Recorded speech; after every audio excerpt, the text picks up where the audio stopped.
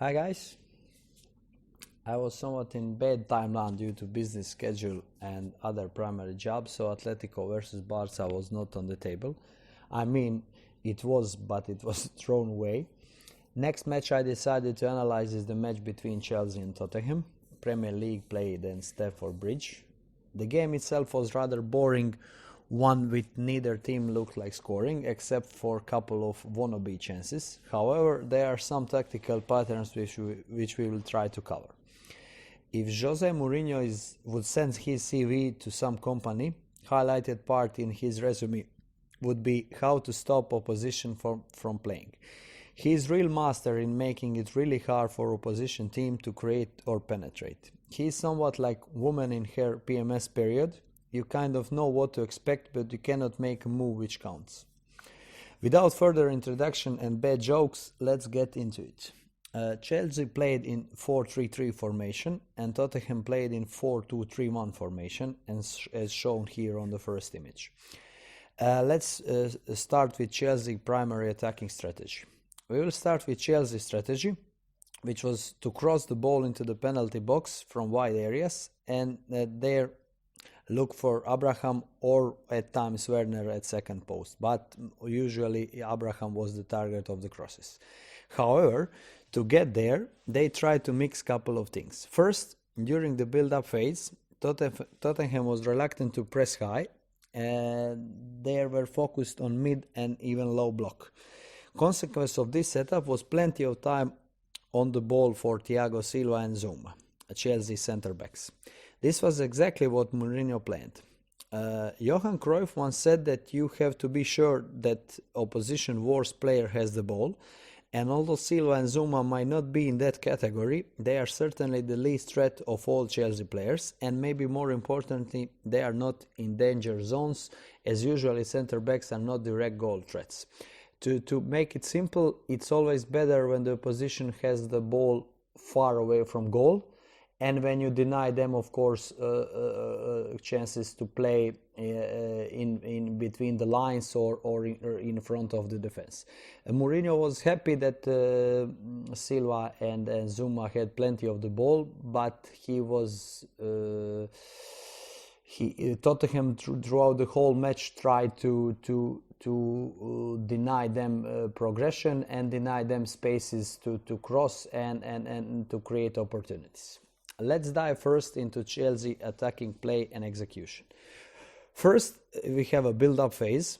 During the build-up phase, and considering Tottenham was reluctant to press high, there was no issues in bringing the ball forward and play from the back as shown in next image. Chelsea were bringing the ball forward with ease, at least until they reached center of the pitch. Then they had some issues. But first, we will analyze what they tried to achieve in attacking phase of the game.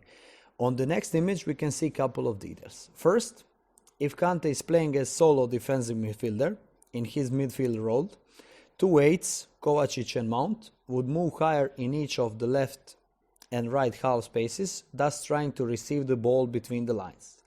During this movement, Ziyech and Werner often stayed wide, tried to stretch Tottenham back four. It's always good when you held the ball to try to stretch back line of the opposition and thus create options in midfield, if possible, of course. When Kante at times dropped in the back three to create 3 versus 2 against Kante and Ndombele, Kane and Ndombele, Chelsea were hoping to get better passing angles, as shown on next image.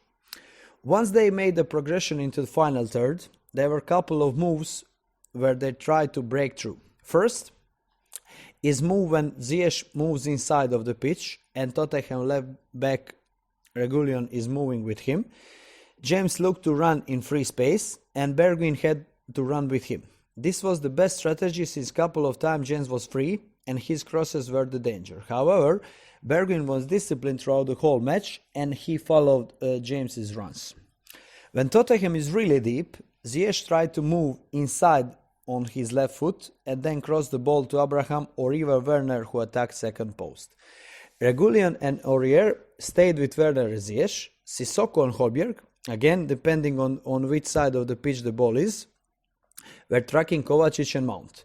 Since two midfielders tried to run in open space, Højbjerg and Sissoko had to run with them to avoid being overrun in the back line. And more importantly, Dyer and Rogan always had 2 versus 1 against Abraham, never once versus 1. If the ball circulated centrally, Tottenham played 4-4-2 deep defense with both Kane and Ndobele deep. Another key tactic is when the ball is played wide, Kane would often cut the field in half, thus preventing Chelsea to play in the middle and inviting them to play it forward. When you must play against deep defense, it is better if you can circulate the ball from one side to another and to be patient in the build-up of an attack.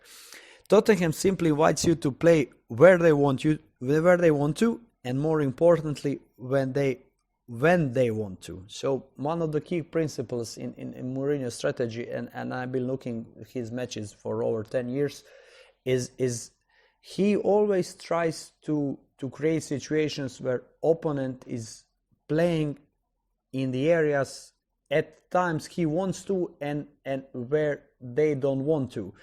To make it clear, when he was coach of Inter Milan and they played against Barcelona in 2010 Champions League semi-final, often Milito would drop in between center backs. He would cover Piqué once he played the ball to Puyol, and he did not allow Puyol to play the ball back to Piqué, thus inviting Puyol to go forward and play it forward.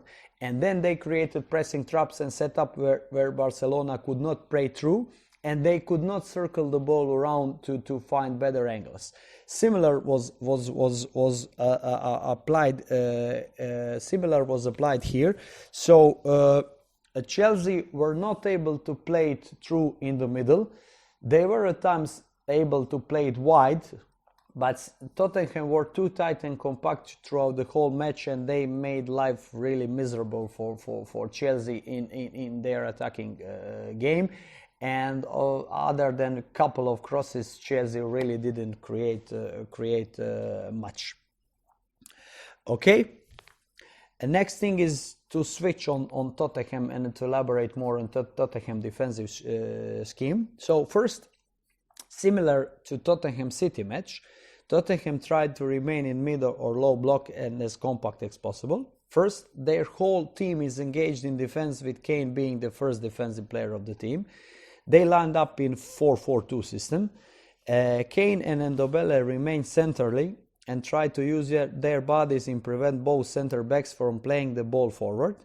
Behind them, quite narrow, Son and Bergwijn stayed in the half space doing 2 things. First, block the passes into the half spaces centrally, and second, their positioning enabled them to run wide where the ball is played wide. So one of the key setup in pressing horizontal defense, doesn't matter, is that you always try to be both centrally and wide. If the ball is centrally, wide players should remain wide to make the pitch narrow as possible, and also to cut passing lanes into the middle. And once the ball is played wide, they could then attack the wide player, fullback or whatever, and apply pressure there. Because if the wide players or wingers in defensive setup are too wide initially, covering the fullbacks, then the midfielders can be overrun simply by numbers. And since the Chelsea is playing with 3 midfielders, Kante, Kovacic and Mount, Tottenham is playing with 2 defensive midfielders, and this could create a lot of problems with Werner and Ziyech dropping into midfield, and simply if Son and on other side Bergwijn would stay wide too much, they would create a lot of options for Chelsea players to play into. So by positioning themselves narrowly, Son and Bergwijn simply denied the space to play in the middle for Chelsea. Third thing, Sissoko and Højbjerg were responsible for Kovacic and Mount. When the ball is centrally, they stay tight to Kovacic and Mount. And also, what is important, once the ball is played wide, since the fullbacks of Tottenham were responsible man-to-man marking on Ziyech and on other side Werner, it would create a hole between them and the center back. And often Kovacic or on other side, especially Mount, would try to run into that space. In these moments, Sissoko and Højbjerg followed them through totally. So if they went full into the free space, both defensive midfielders from Tottenham followed them into this space, thus creating or allowing center backs Dyer and sorry, Dyer and Rogan to remain 2 versus 1 against Abraham. If the defensive midfielder will not run into the space with the midfielder or Kovacic or Mount, then one of the center backs must run with him or cover him, leaving in the middle 1 versus 1 where Abraham could easily score against other center back. But similar to City and Tottenham match, both defensive midfielders were so disciplined, and each time when one player would run into free space between the center back and the full back, they would follow him all the way through and shut him down. And by doing so, Tottenham really excelled in defensive play. Chelsea had crosses, especially from the right side, Ziyech or James, but they didn't create too much trouble. Maybe one cross was real danger when Abraham could or should have scored when he got in behind Dyer, but except from that, they really did excellent job defensively. When in possession, Tottenham tried to play it out of back with Højbjerg usually dropping in between the center backs, and they tried to play direct balls forward, especially looking to find Kane, who would drop deep and try to receive the ball. The problem was with possession play in Tottenham was that Kane was tracked by Kante, defensive midfielder, and when he would shut him down, Silva and Zuma remained behind him in cover, and it was really hard for Tottenham players to find space because primarily their basic playmaker in forward areas was Kane, and he was shut down by Kante, and also behind them Chelsea had enough cover. Another thing is that Tottenham tried to play with counter-attack setup, again similar like against Manchester City. So Kane would drop deep, receive the ball, try to turn with the ball, and then play to Son or Bergwijn, who would run in behind the full backs who were attacking minded throughout the whole match. And Kane was not able to find too much space because Kante was really excellent in following him and also shutting him down when he received the ball. And basically, whole attacking strategy from Tottenham was to get the ball to Kane and then try to run in behind. But except from maybe first 20 minutes, they had 1 or 2 shots or chances.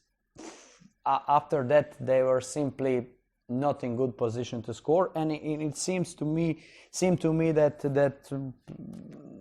Mourinho was happy with the result, and he was happy with 0-0, and he got a point away from home from a very good opponent, and he was happy. He did not try to change anything to get more from this match, and this was similar setup as against City, but against City they scored 2, and they had better counter-attacking chances and better overall attacking performance. Here they were great defensively, but offensively they were poor due to perfect game by Kante, and also due to perfect positioning of Zuma and Silva, where they did not go and follow Kane into midfield. They left it to Kante, and they remained solid and tracked the runs of Son and Bergwijn. And it was a stalemate performance, couple of chances, couple of shots outside of the box, and it was, for someone who would not look thoroughly to tactics or something like that, it was rather boring match. Okay, This is it for this one, and more to follow, of course. Stay safe during this crazy pandemic and everything what is happening, and how to say, see you soon.